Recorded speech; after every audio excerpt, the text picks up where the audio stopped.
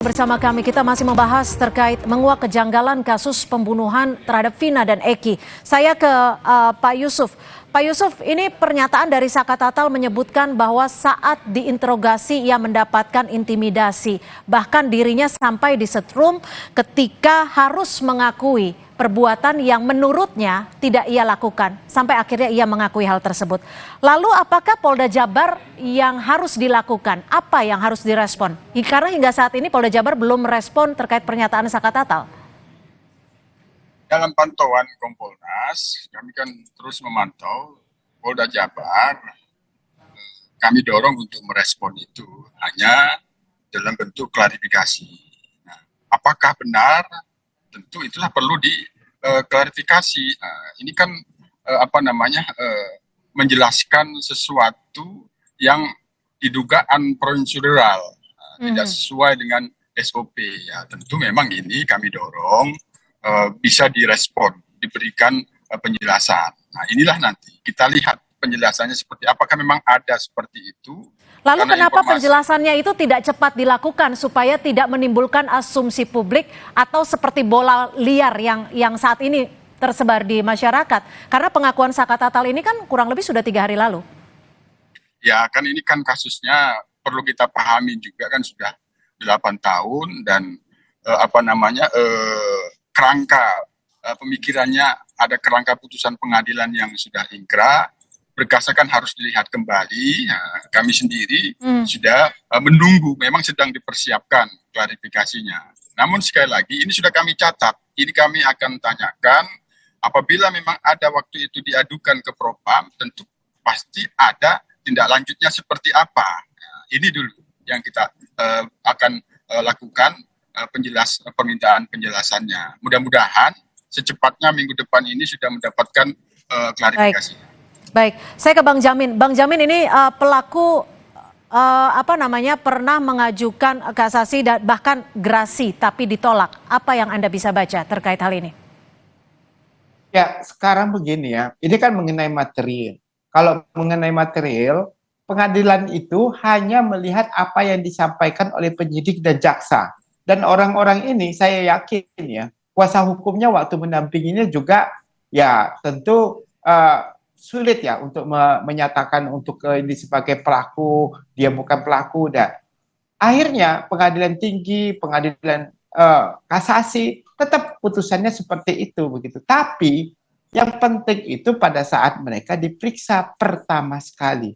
Kalau orang mengaku, contohnya dia bukan pelaku tapi karena disetrum, dipukuli, kamu harus ngaku. Akhirnya sampai ke pengadilan karena dia nggak dibekali ilmu pengetahuan hukum yang benar dan pendampingannya mungkinnya ya kurang maksimum atau bagaimana ya, sehingga kemungkinannya dia itu akhirnya ngaku-ngaku aja begitulah. Ya, jadi itu yang menjadi permasalahan begitu, walaupun sebenarnya dia bukan pelakunya. Makanya tadi harusnya Polri ini jangan kasih penjelasan, tetapi pemeriksaan.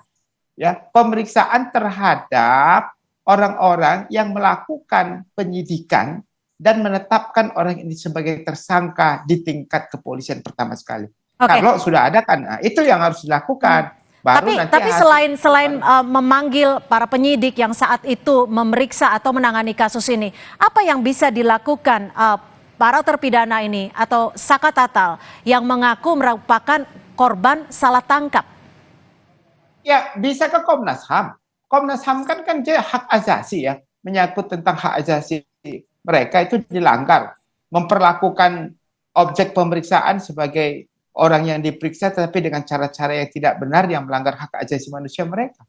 Saya kira Komnas HAM harus ikut terlibat ya dalam hal ini begitu, supaya prinsip-prinsip dasar hak asasi manusia itu bisa ditegakkan begitu. Nah, makanya saya katakan itu pertama. Tapi kalau secara internal itu kan kewenangan Propam. Makanya kalau sudah ada Propam harus sigap gitu, Propamnya harus siap, harus diperiksa semuanya dan harus siapa penyidik yang pertama sekali memeriksa tersebut. Apa yang mereka lakukan? Seperti apa yang mereka lakukan? Nah, itu yang harus dilakukan, Mbak Cynthia.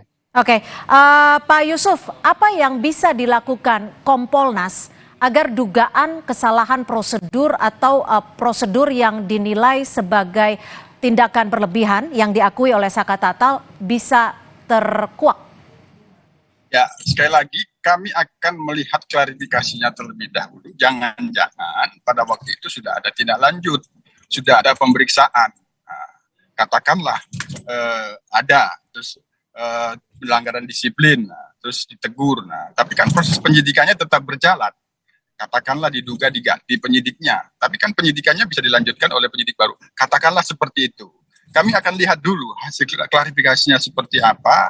Apabila memang ada pengaduan pada waktu itu, tindak lanjutnya belum maksimal, maka tentu kami akan rekomendasikan bisa dilihat kembali berkasnya untuk didalami kembali. Apabila diperlukan pemeriksaan kembali terkait, sekali lagi terkait dengan unprocedural atau tidak.